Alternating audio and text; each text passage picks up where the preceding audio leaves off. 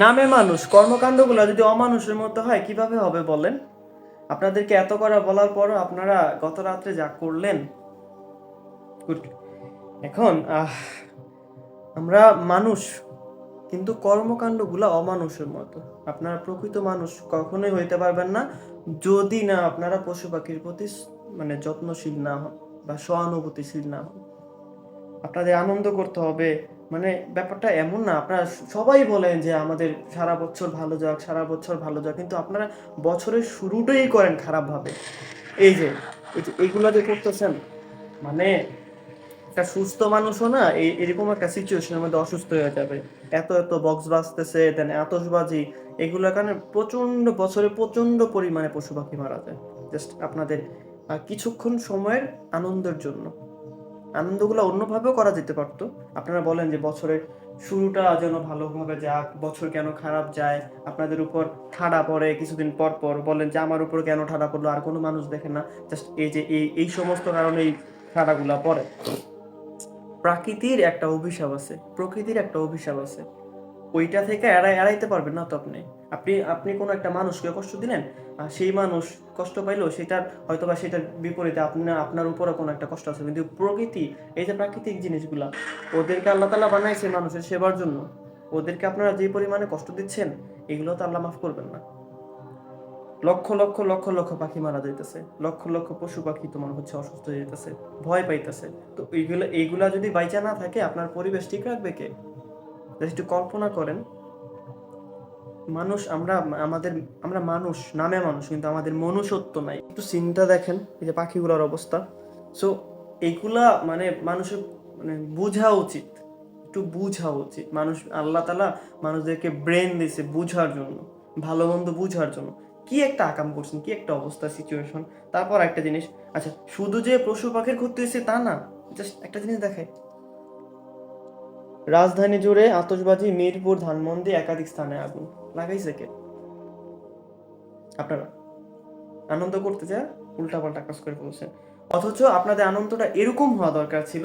আমি একটা ভিডিও পাইছি বা জিনিসটা আমার কাছে ভালো লাগছে, আমি আপনাদের কাছে শেয়ার করবো।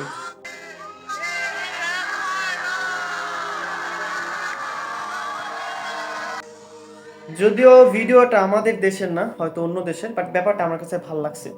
এই জিনিসটা এই জিনিসটা অনেক ভালো লাগছে। ওরা নিউরে কি করতেছে, আতশবাজি না ফুটাইয়া আপনার হচ্ছে বেলুন বেলুন উড়াইতেছে। ব্যাপারটা একটু রিস্কি, এই গ্যাসের বেলুন সবগুলা, বাট যখন আকাশে উঠা যাবে তখন ওইখানে ফাটলে কোনো সমস্যা নাই। বাট আপনারা যেগুলো করতেছেন ভাই, আল্লাহর হস্তে মাপছে, এগুলাতে হয়তো পশু পাখির কোনো ক্ষতি হবে না। হ্যাঁ, বাট আপনারা যে ড্রিম ড্রিম ড্রিম এগুলো করতেছেন না, খুব ক্ষতি, খুব ক্ষতি। চাইলে এটা করতে পারেন, অন্য কিছু করতে পারেন। আপনাদের নতুন বছরের প্রথম দিনটা অন্যভাবে শুরু করতে পারেন, অন্যভাবে স্টার্ট করতে পারেন। মানে মানুষকে হেল্প করেন না। আরে ভাই, লক্ষ লক্ষ লক্ষ লক্ষ কোটি কোটি টাকার আতশবাজি সেল হয়েছে। একটু চিন্তা করেন, আপনি যদি জরিপ করতে চান, অনেক দেবে, অনেক সেল হয়েছে, অনেক সেল হয়েছে। যে টাকাগুলো আপনি আতশবাজির পেছনে ছুড়াইছেন না, প্রত্যেকটা বাড়িতে মনে হয় 3 থেকে 5 হাজার টাকার মতো খরচ হয়েছে আতশবাজিতে। জাস্ট একটু চিন্তা করেন, আপনি আপনার মধ্যে যদি মনুষ্যত্ব থাকে, যদি আপনি সত্যিকার অর্থে মানুষ হয়ে থাকেন, শীতকাল না, রাস্তাঘাটে যখন বের হবেন দেখবেন যে অনেক মানুষ, অনেক অসহায় মানুষ এই যে ব্রিজের নিচে রাস্তার মধ্যে এরকমভাবে শুয়ে আছে, এরকমভাবে বসে আছে শীতের মধ্যে। তো ওদেরকে আপনি ওই টাকাটা দিয়া দেন, ওদেরকে কোনো একটা শীতের জামা বা যে কোনো একটা কিছু একটা মানে একটা বাসস্থানের ব্যবস্থা করে দিতে পারতেন। ওইটা তো করেন নাই। ওইটা করলে বুঝাইতে আপনি ভিডিও করতেন, একজন দিতে আপনি ভিডিও করতেন, ওটা সোশ্যাল মিডিয়াতে পোস্ট করতেন, আপনার ইনকামও হইতো, মানুষ আপনাকে বাবা বলতো, যেই মানুষটাকে দিচ্ছেন ওই মানুষটারও সুবিধা হইতো। তো এই যে আতশবাজি ফুটাইলেন, আকাশে যায় ভ্যানিশ, কী লাভ হইল? উল্টো কিছু পশু পাখির জীবন নষ্ট হয়েছে। আমি একটা কথা বলি, আপনারা যেদিন থেকে বছরের প্রথম দিনটা সুন্দরভাবে স্টার্ট করতে পারবেন, কোনো মানুষকে কষ্ট না দিয়ে, পশু পাখিদের কষ্ট না দিয়ে, আপনাকে যিনি তৈরি করছেন তার শুকরিয়া আদায় করে যেদিন থেকে শুরু করতে পারবেন, ওই দিন থেকে মনে করবেন যে আপনার জীবন সুন্দর হবে, ওই বছরটা আপনার ভালো যাবে। আপনারা বছরের প্রথম দিনটাই তো শুরু করেন খারাপভাবে, তো বাকি দিনগুলো সুন্দর হবে এটা আশা করেন কি কইরা? মানে পুরা দেহে মানুষ, জ্ঞান নাই, ঘিলু নাই, ঘিলু শেষ।